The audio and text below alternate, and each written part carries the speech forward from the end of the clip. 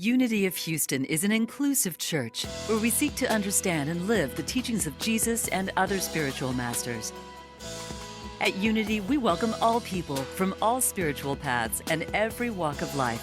We celebrate the diversity of our city and of our world, and we teach love, tolerance, and oneness, seeking to live in harmony with open minds and open hearts. Wherever you are in your spiritual path, you are always welcome at Unity. Join us and discover that the life of your dreams is already within you. Good evening, good evening. Thank you all very much. Thank you, music team. Thank you all for being here. Thank you for joining us online. My name is Stacy and I'm delighted to be with you this evening. I must admit that I'm delighted a lot of the time, though, so that's not really saying much. I'm delighted a lot of the time, except when I'm not. You can ask my husband about those times. He'll be happy to tell you about those. But I'm especially delighted tonight because I get to speak with you a little bit about Edwene Gaines. So Unity and New Thought have a very rich tradition of powerful prosperity teachers, teachers that support us in understanding our own inherent worth and how we can experience prosperity and abundance in our lives. And so what we've decided to do is take the month of January and dedicate our Wednesday evening services to some of these prosperity legends. And so tonight we're going to be speaking about Edwene Gaines last week. I urge you to go watch that, not right now, on your some other time. Last week, Rev Shirley spoke about Catherine Ponder, who, by no strange coincidence, actually is one of Edwene Gaines' mentors. So tonight is about Edwene, and I feel like we have a special soul connection with Edwene here. She attended Unity of Houston once upon a time, and she counts John Rankin as one of her ministers. And if you don't know, John Rankin was the minister here when this pyramid was built, as Rev Shirley reminded me, our Unity historian, in 1974. And the reason I bring this up is because it's interesting to me. I don't know if you've noticed when you come to Unity, but what I feel here is I know there are parts of my spiritual walk that I do alone.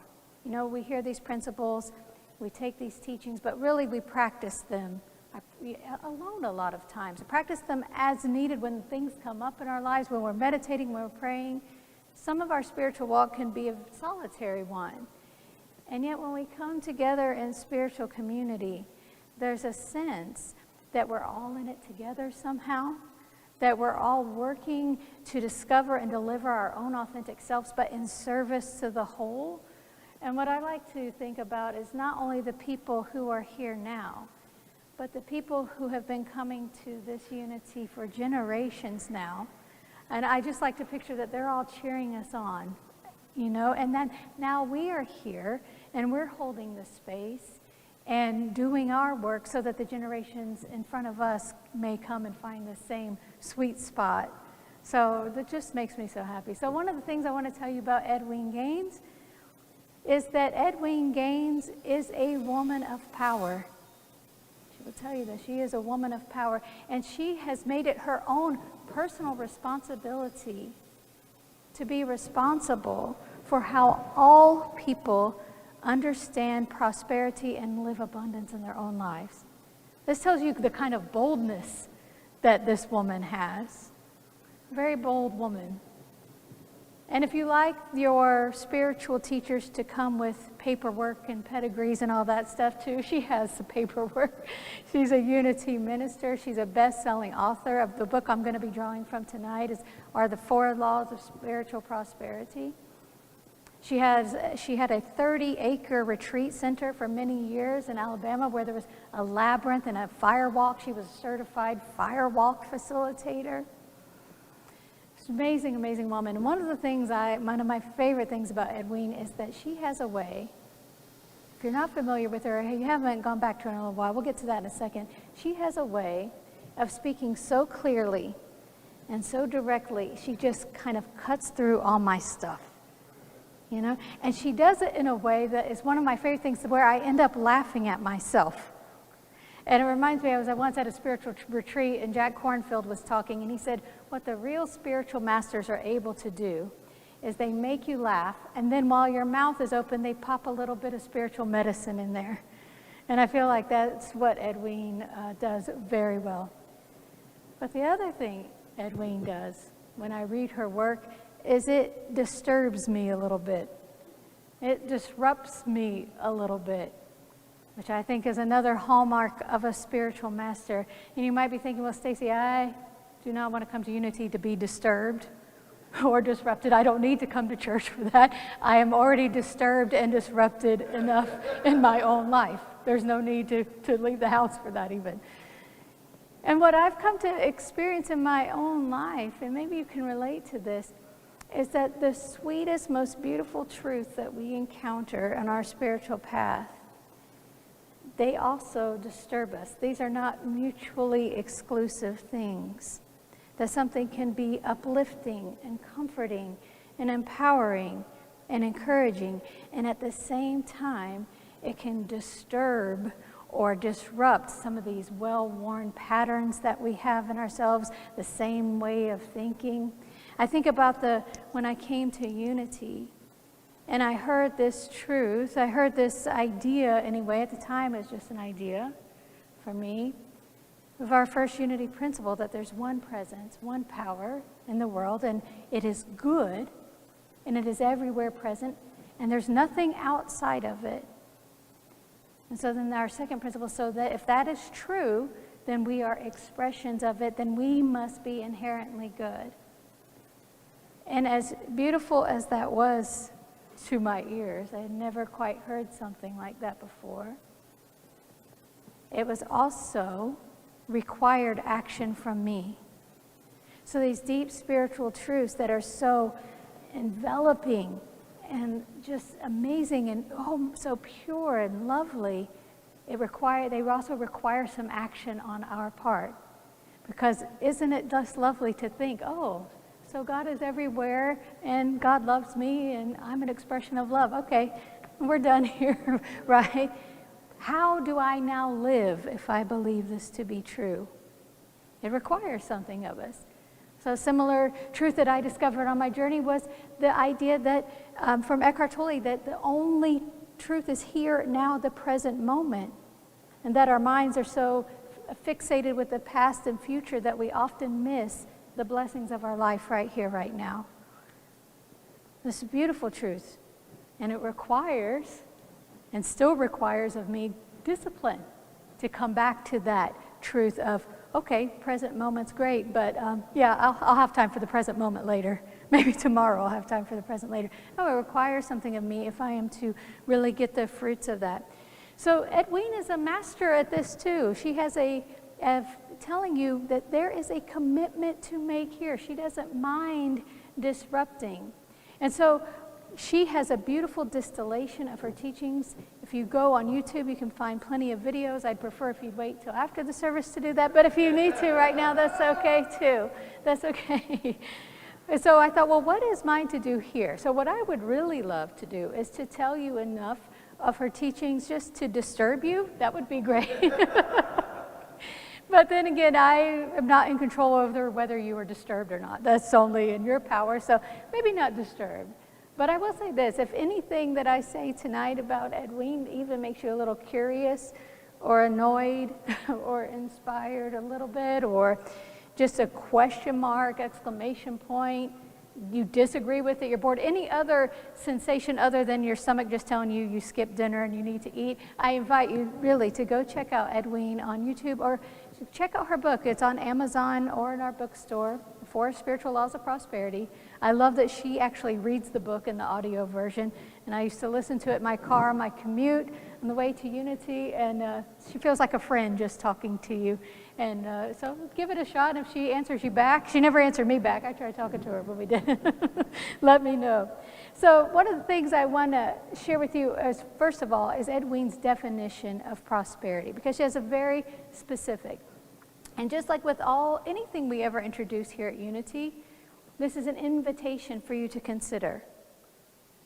You can reject it out of hand, you can sit with it, you can stew over it. It's really up to you if anything comes alive for you when you hear it. And like I said, don't dismiss because it annoys you that means it's not for you. If everything that annoyed me wasn't for me, I would have missed out on some very valuable lessons in my life. And if it inspires you and you have a full-bodied yes to it, well, even better. That's wonderful. And again, it's an invitation. One of my favorite ministerial school teachers, Reverend Dan Beckett, who is a student of Edwene's, he said the U in unity stands for you can't tell me what to do. And I believe that there is some truth in that. When we've come to unity, we want to figure stuff out ourselves. And yet, like I said, there's sometimes something within us, although we do work on ourselves, that is calling us to anchor us in our practice when we're ready to make a commitment to the principles that we believe in, that we want to align our lives with. It's good to have some structure. And I think that Edwene's definition of prosperity gives us that, and her 4 spiritual laws.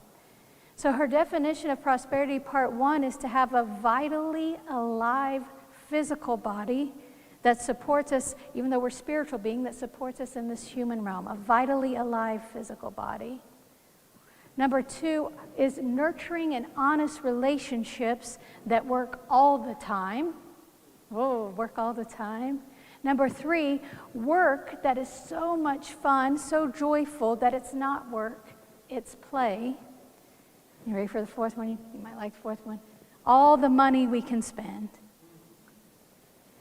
So I invite you, as I'm going to say these again, I invite you just to kind of go within and notice what kind of reaction you have to any and all of these statements.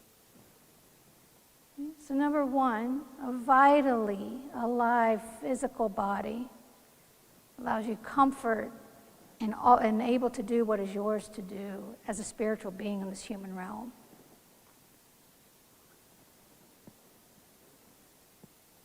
Number 2, honest and nurturing relationships that work all the time.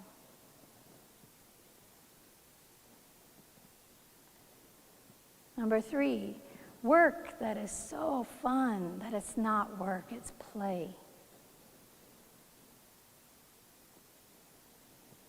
And number 4, all the money you can spend. So I invite you to notice what your reaction is. You can open your eyes if you've closed your eyes to any of those.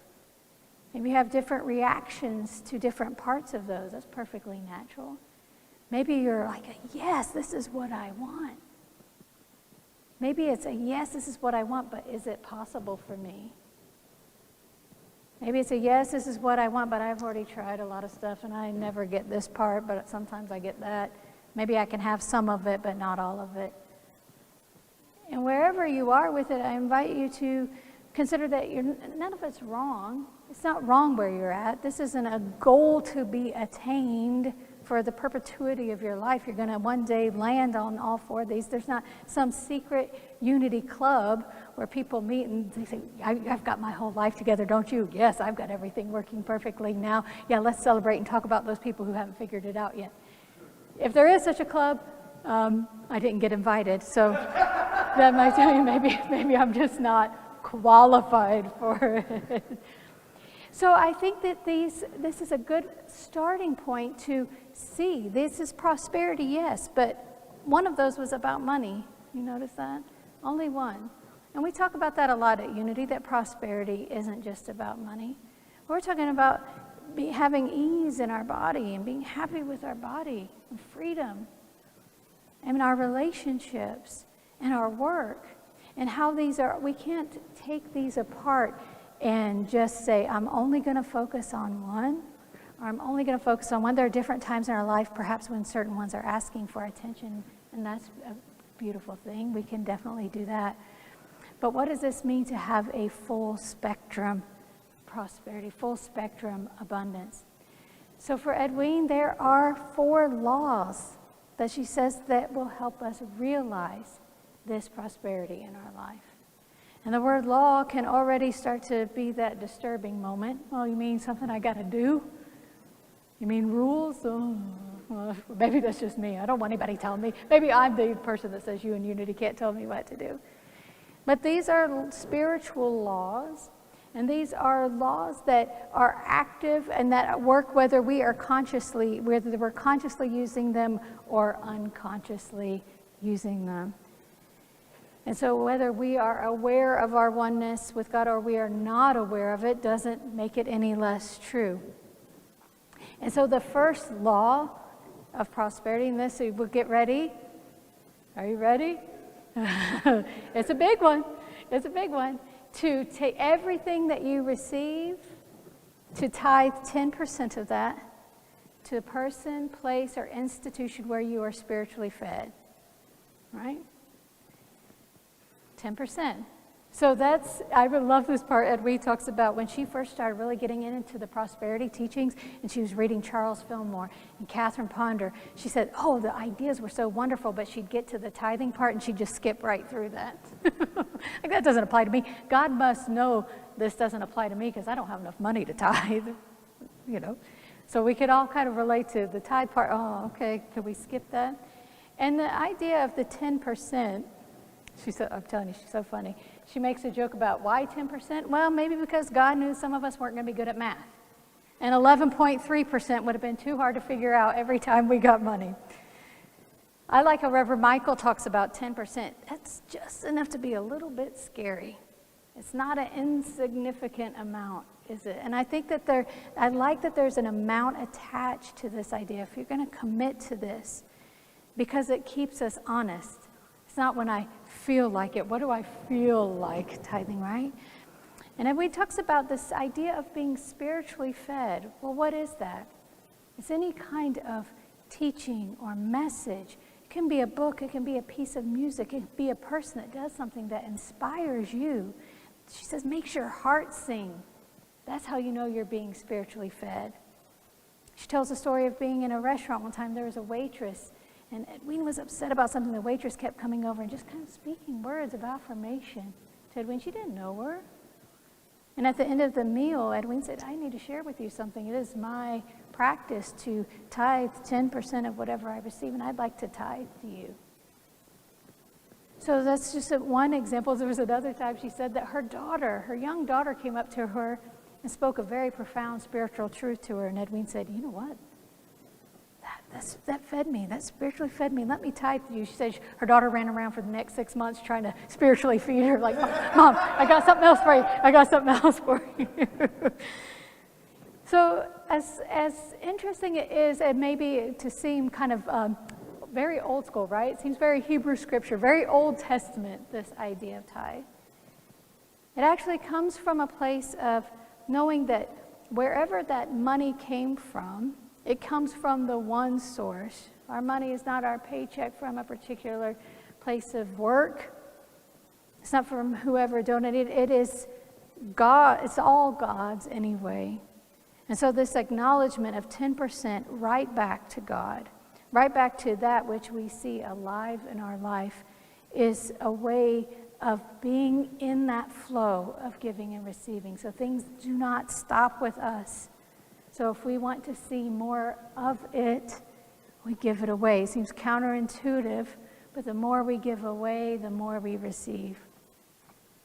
So the second law, might not be quite as disturbing.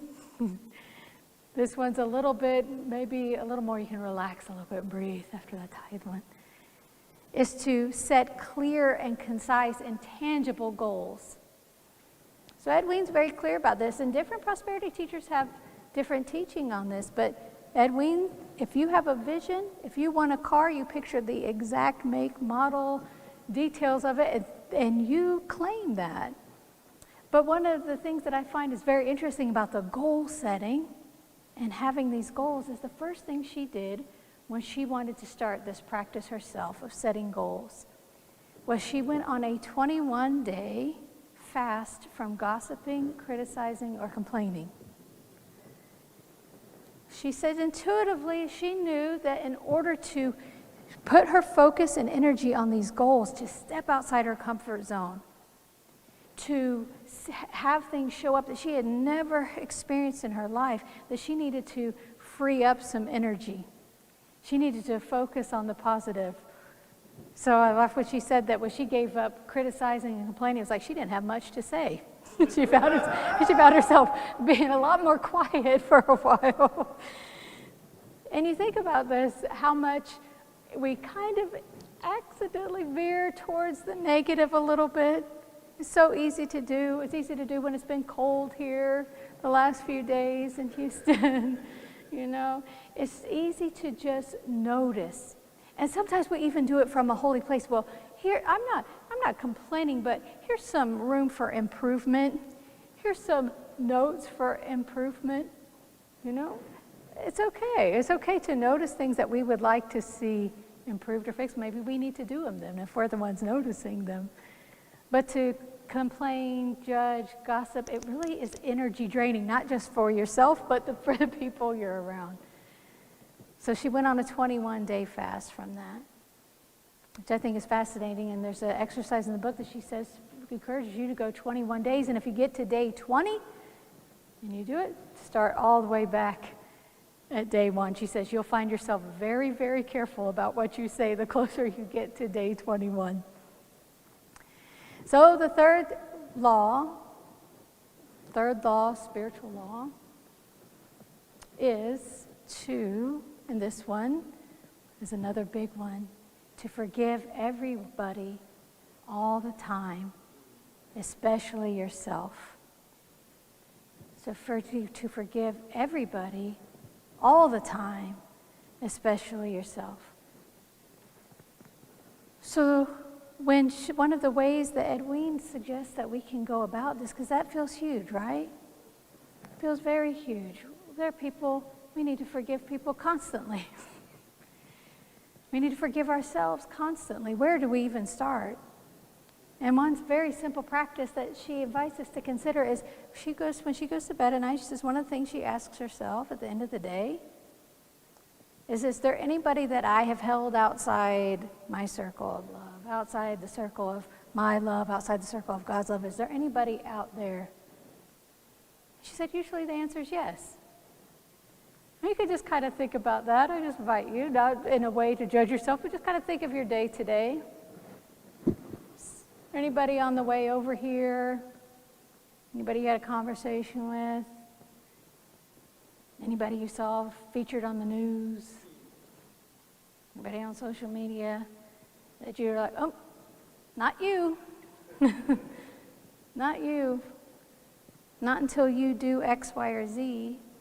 Not unless you completely change your opinion about everything. Not unless all these conditions that we place on people. And again, that's just a way of placing our energy outside of ourselves. It takes up an enormous amount of energy to not like people. It takes up an enormous amount of energy to keep inventory of everything everybody's ever done wrong.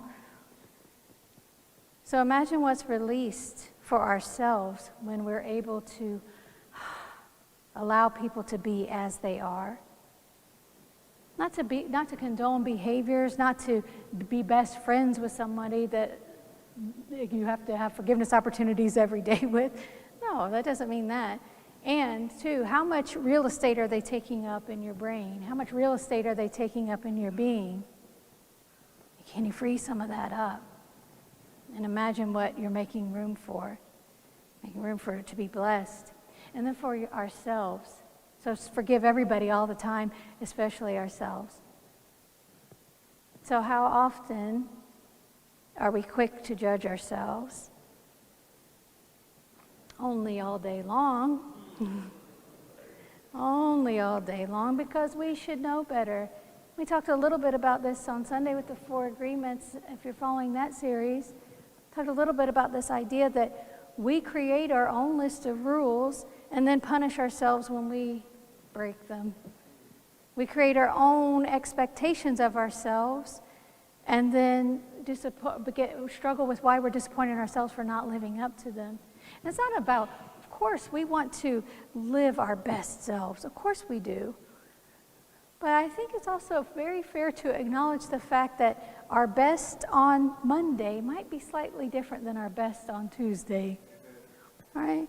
Our best in this situation, when we're feeling fully resourced, when we've had a great night of sleep, when we've had a great breakfast, when we've had a lovely time with our family, might be slightly different than our best when we got 2 hours of sleep, we woke up, the coffee pot's not working, whatever it is, right? The best can look different.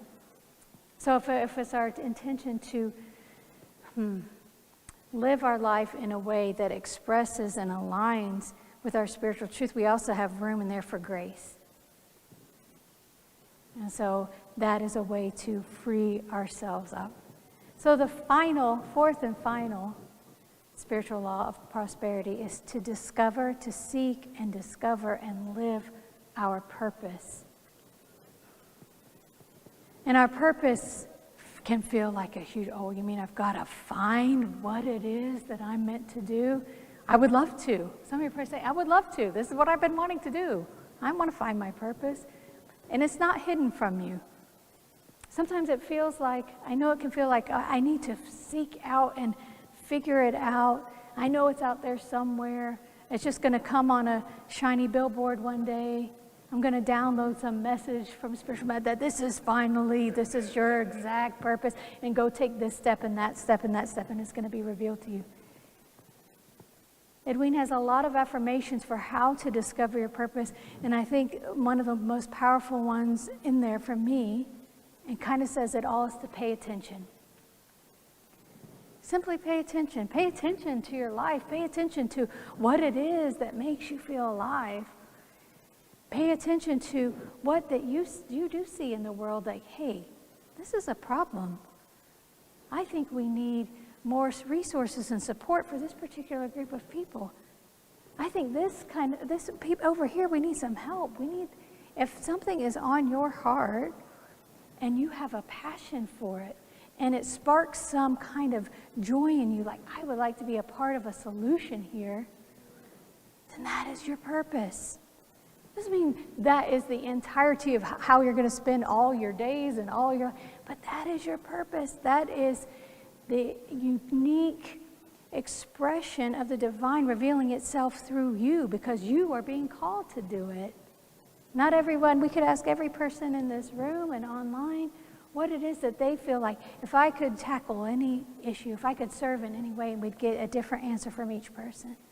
Because each one of us is uniquely equipped and called for these things. And so as we consider these laws that Edwene has laid out, as we consider the definition of prosperity, I invite you to think about what it is, if there's something that you'd like to commit to seeing more of in your life. Is there one of these definitions with your freedom in your body, vital body, in your relationships, and having your work feel like play, and focusing on your financial good?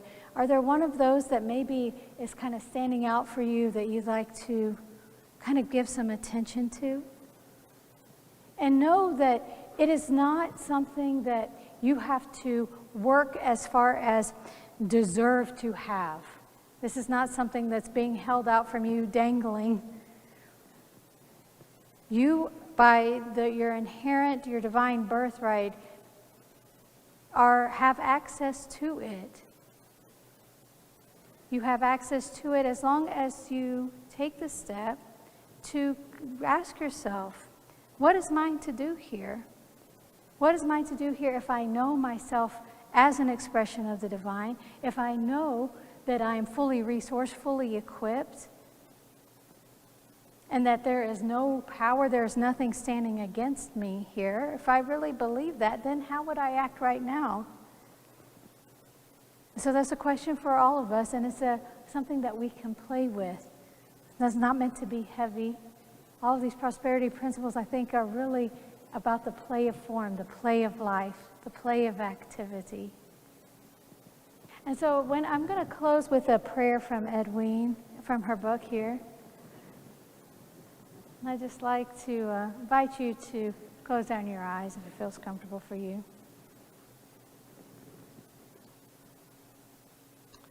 Father, Mother God, I invite the Holy Spirit to take charge of my journey to prosperity. I let go of all that has gone before, and I now begin anew. I am free and forgiven for all the mistakes I've made in the past.